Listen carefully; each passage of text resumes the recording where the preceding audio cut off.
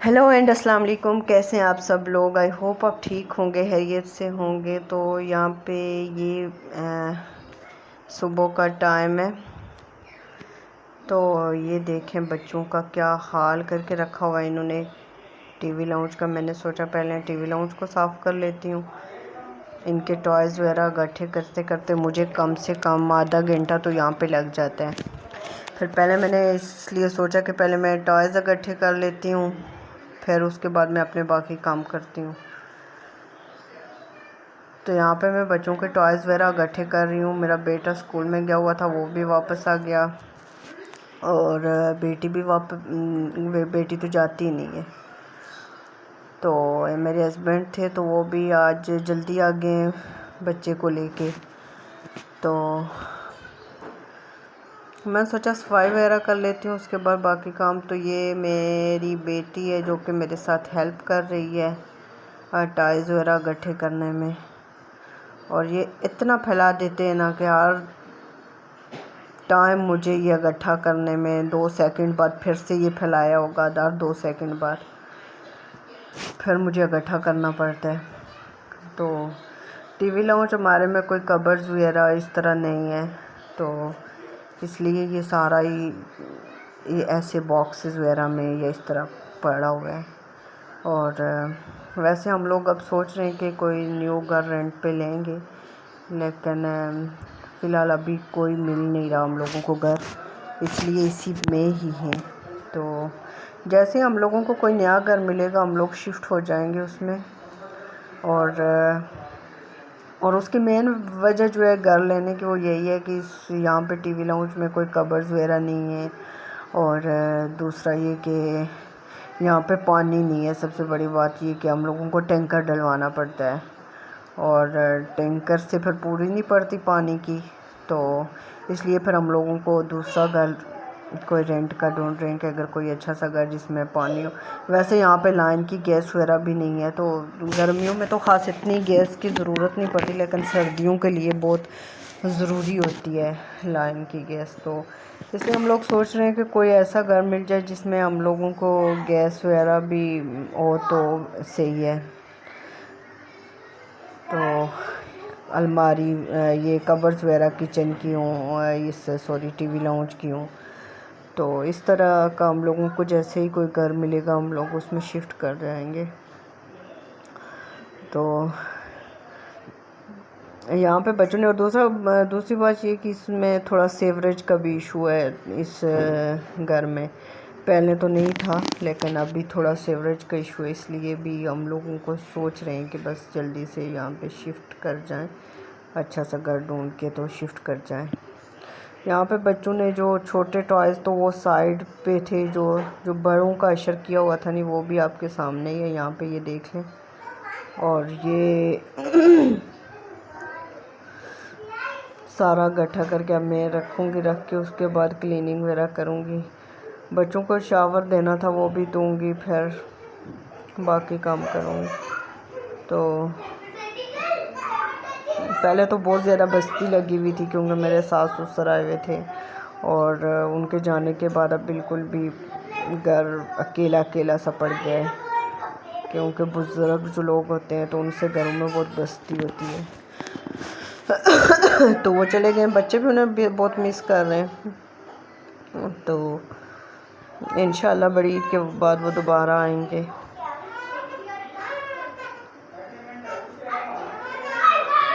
Almost मैंने complete कर लिया था, यहाँ पे सारे टॉयज़ वगैरह इकट्ठे कर लिए थे, और उसके बाद कपड़े धोने मैंने आज बहुत काम करना था।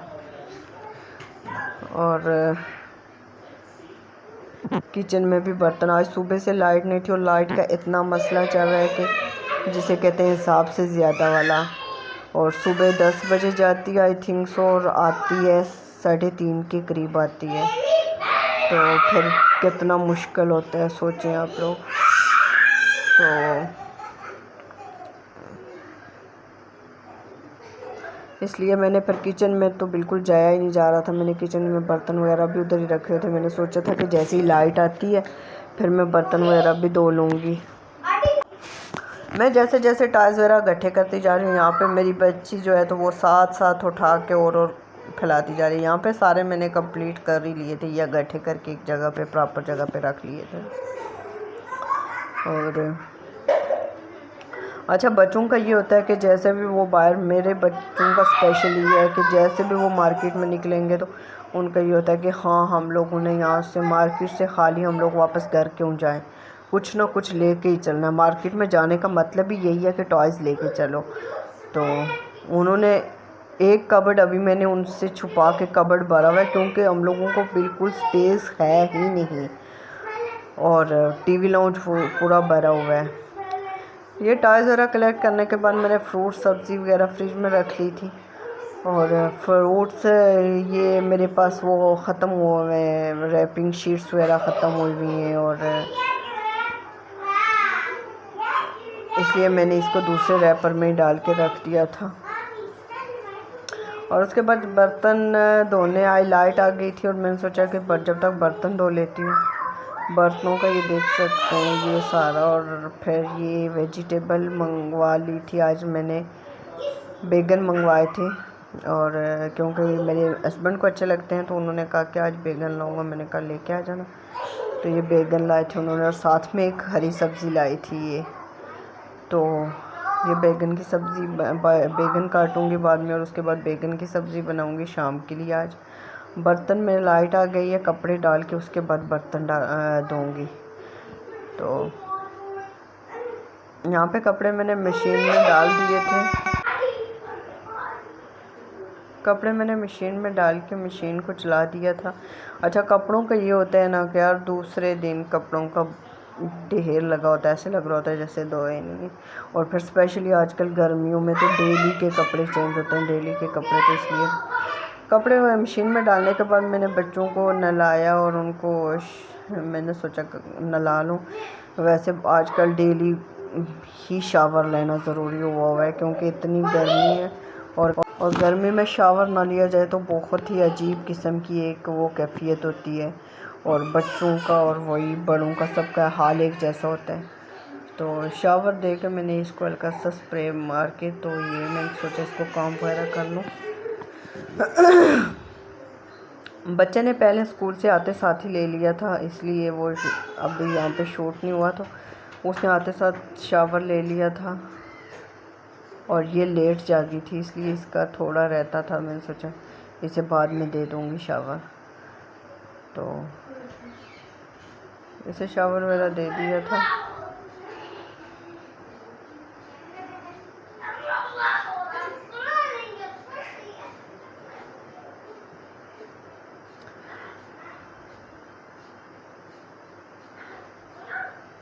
अच्छा, शावर देने के बाद बच्चों ने कहा कि हम लोगों ने वाटरमेलन खाना। अच्छा, वाटरमेलन का गर्मियों में अपना ही मज़ा होता है ना।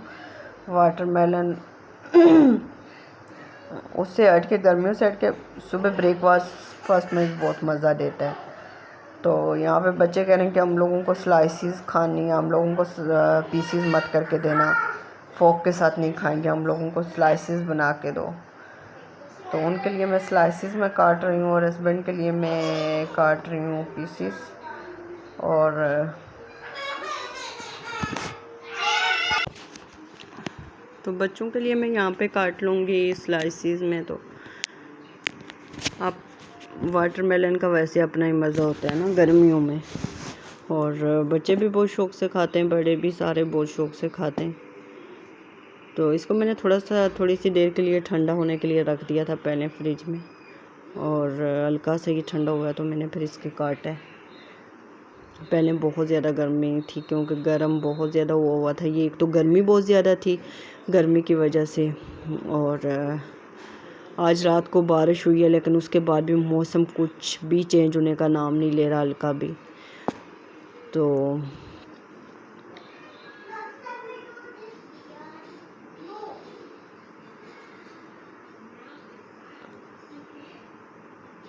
ये मैंने काट लिया बच्चों के लिए भी और अपने हस्बैंड के लिए भी। खुद मैं बाद में और ज़्यादा इसको ठंडा करके खाऊंगी क्योंकि मुझे सही ये ठंडा अच्छा लगता है। तो ये अभी इतना ठंडा नहीं था, और क्योंकि मैंने बहुत ठंडा नहीं होने दिया, बच्चों का भी गले ख़राब हो जाते हैं और हस्बैंड की को भी कफ़ थी हल्की सी, तो इसलिए। अच्छा, उनको देने के बाद मैंने सोचा कि मैं अपना आज 2-3 दिन से मैं सोच रही हूँ कि फ़ेस का स्क्रब करूँगी, तो मैंने सोचा मैं फ़ेस स्क्रब कर लूँ। यहाँ पे मेरे पास ये था ब्लैक हेड क्लियरिंग, तो मैं ये यूज़ कर रही हूँ गार्नियर के, आई थिंक सो ये, तो मैं ये यूज़ कर रही हूँ फेस पे। और अच्छा, इससे ये होता है ना, ये पहले भी मैंने 1-2 बार यूज़ किया। इससे ये होता है कि यूज़ करने के बाद हल्का सा आप फेस को रब करते हैं और उसके बाद जब वॉश करते हैं 1-2 मिनट बाद, तो बहुत ही मज़े का ग्लो आता है आपके स्किन पे। तो ये मैं अक्सर यूज़ करती रहती हूँ। ब्लैक हेड का है लेकिन बट मेरे उस पे माउथ पे ब्लैक हेड तो नहीं है, लेकिन ग्लो भी इससे बहुत आता है फेस पे। तो वैसे स्क्रब वैसे भी करना चाहिए, स्किन से जो डस्ट वगैरह होती है वो निकल जाती है, फेस अच्छा हो जाता है। तो यहाँ पे मैं हल्का सा फेस को रब करूँगी और उसके बाद मैं फेस को रिंस कर लूँगी वाटर से।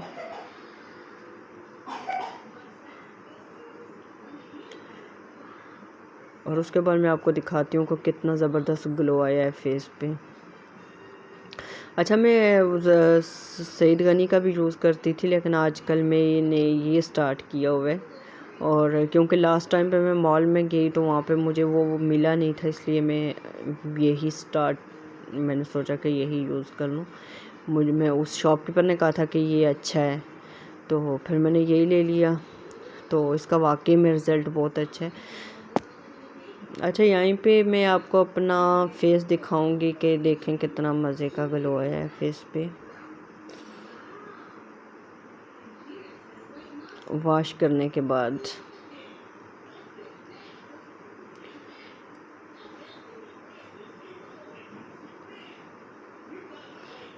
यहाँ पे फेस मैंने वॉश कर लिया था और ये देखें कितना मज़े का ग्लो आया है मेरे फेस पे।